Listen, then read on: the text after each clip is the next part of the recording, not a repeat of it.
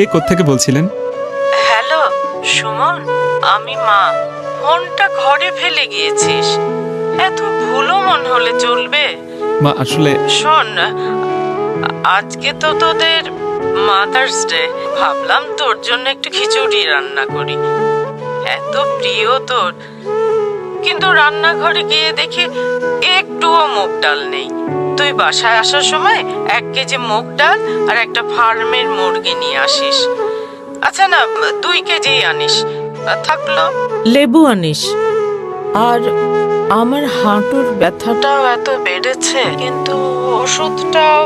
মা, ওষুধটা তোমার সেকেন্ড ড্রয়ারে আছে, তুমি বোধহয় ভুলে গেছো। আর বাইরে খেয়ে আসিস না, তাড়াতাড়ি বাসায় ফিরিস। আচ্ছা তুই কাজ কর, রাখি রে। আসবো মা।